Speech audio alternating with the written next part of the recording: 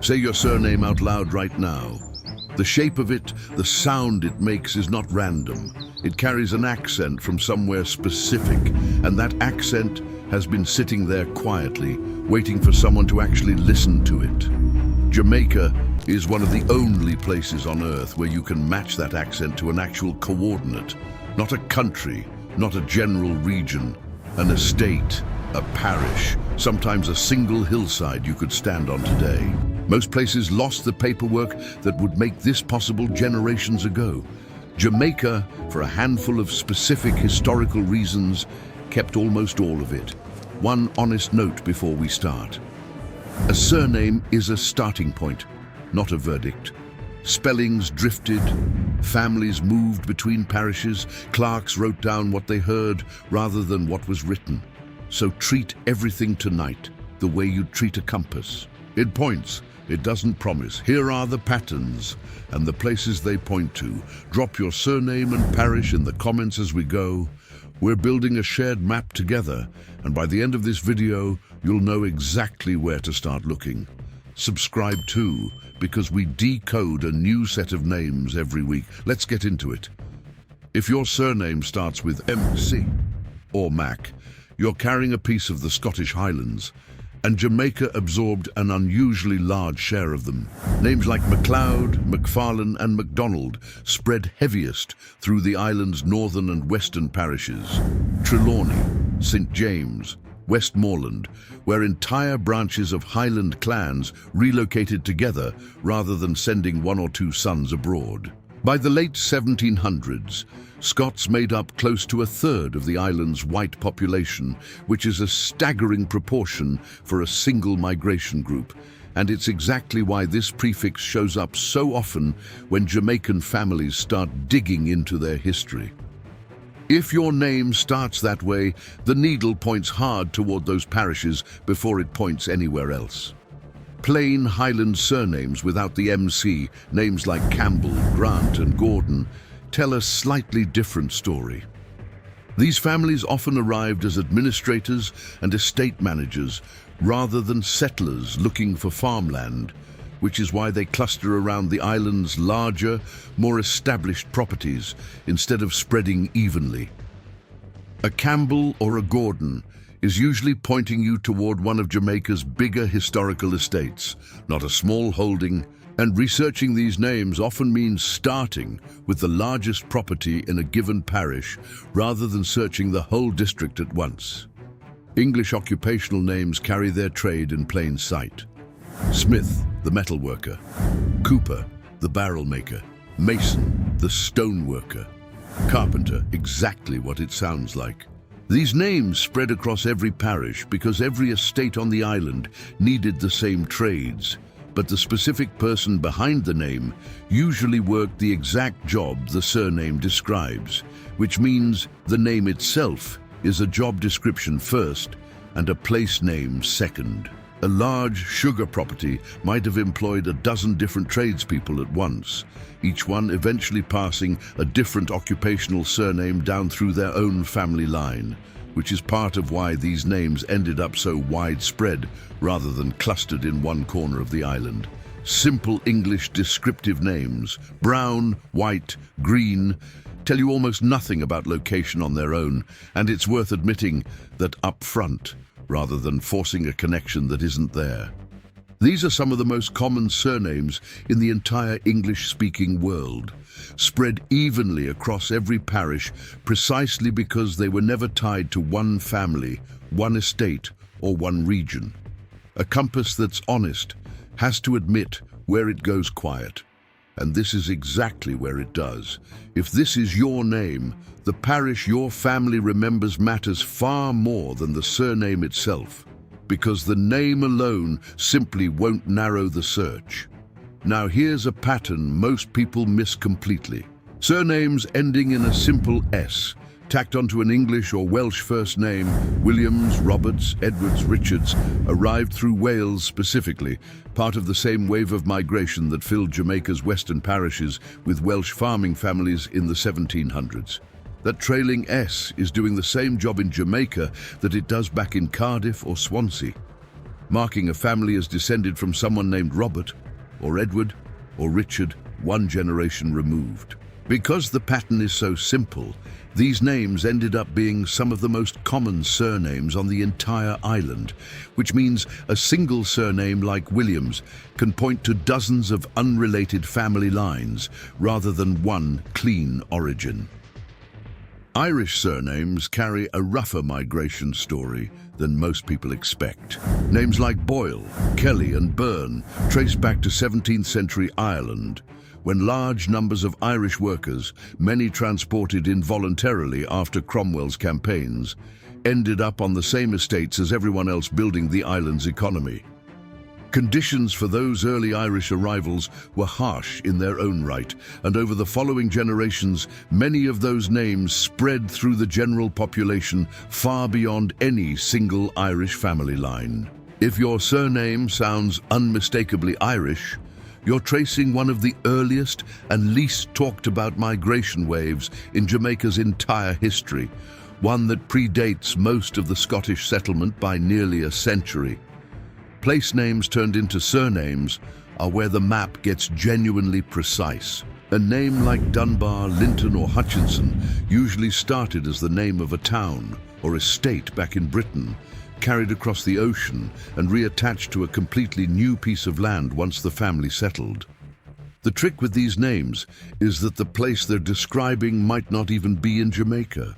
It's a memory of somewhere else, stamped onto a Jamaican parish, which means a proper search often needs two maps at once, one of the island and one of the British Isles, to figure out which memory came first.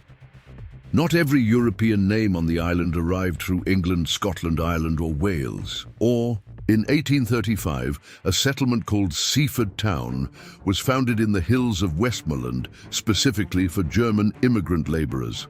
And surnames like Schultz, Wernicke and Graf are still tied to that one small district today in a way almost no other European name on the island is. If your surname sounds distinctly German, there's a real chance it traces to that single settlement rather than anywhere else. There's also a much older thread running through Jamaican surnames that people rarely think to check. Sephardic Jewish merchant families, some of whom settled on the island as early as the 1600s after being expelled from Spain and Portugal. Names like de Souza, Mendez and Henriquez trace back to that community, concentrated heavily around Kingston and Spanish Town, where Jewish merchants became central to the island's trading economy for generations.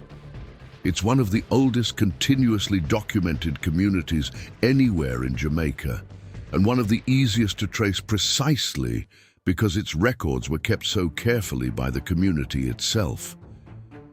Two more waves arrived later than everything we've covered so far, and they reshaped the island's surnames just as much as anything from the 1700s.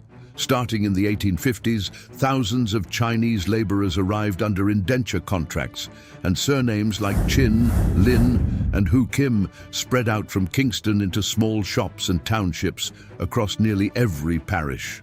A few years later, starting in 1845, a much larger wave of Indian laborers arrived under similar contracts, carrying names like Persaud, Mahabir, and Deo into the sugar districts of Clarendon and Westmoreland. Neither group traces back to Britain at all, which means a surname search that only checks English, Scottish, and Irish origins will miss these two threads completely, even though they make up a real and lasting part of the island's population today. It's part of why the country's own motto is "Out of many, one people," a line written specifically to capture just how many separate migration stories ended up layered on top of one another on a single island roughly the size of Connecticut. And then there are the names that describe Jamaica's own geography rather than anywhere in Europe. Surnames built from local landmarks, a river, a hill, a specific bend in the coastline, point to families who took their name from the land they were actually standing on rather than the land their ancestors left behind. These are some of the rarest names on the island, and often the easiest to trace, because the landmark they're named for is usually still there, still carrying the same name on the same stretch of coast 2 centuries later. Unlike a Dunbar or a Linton, there's no British twin to get confused with here. Only one real place, sitting exactly where the name says it should be. Which brings us to the layer that actually makes all of this checkable instead of theoretical, no matter which wave your family's surname belongs to. In 1804, a surveyor named James Robertson finished the first accurate map of the entire island, marking every estate by name, parish by parish. Historians have since matched that map against thousands of ownership and land records, and more recently, against modern satellite imagery, lining up 200-year-old property lines with the coastline and rivers as they look today. When researchers checked the accuracy of that overlay, it held up remarkably well, which means an estate name from 2 centuries ago isn't just a word anymore. It's a set of coordinates you could genuinely visit. That means every pattern we just walked through isn't just a linguistic guess, it's checkable. A MacLeod family tracing itself to Trelawney can look for actual MacLeod-linked properties on Robertson's map. A Williams family with Welsh roots can search the western parishes where Welsh settlement concentrated. The name gives you the pattern, the map gives you the pin, and the records layered underneath that map add one more level of detail most people don't know exists. Starting in 1817, every property on the island had to formally file paperwork on everyone living and working there, updated every 3 years until 1834. Read carefully, those records can confirm which families were actually tied to which estate, turning a surname's general pattern into a specific, documented address. It's the same kind of record keeping that produced Robertson's map in the first place. Thorough almost to a fault, and it's the reason Jamaica can offer this level of precision when so many other places simply can't. So the pattern was never just decoration. Mac or Mac points northwest, a trailing Welsh S points west, an Irish name points to one of the island's earliest and hardest chapters of migration. A place name might be describing somewhere in Britain, or it might be describing the exact hillside your family is still connected to today. None of these patterns work in isolation, and that's worth saying plainly. A surname narrows the search, a parish narrows it further, and the records and the map are what turn that narrowed search into an actual answer. Treat the name as the first clue in a longer chain, rather than the whole chain by itself, and the odds of landing on the right estate go up considerably. 2 people can carry the exact same surname and still be tracing 2 completely different parishes. So the pattern is where you start, never where you finish. If you heard your name in any of these patterns, drop it in the comments along with your parish, because that combination is your actual starting coordinate. And someone else watching might already have the record you're looking for. Subscribe for next week, when we pull a new set of names apart and follow every one of them back to the ground.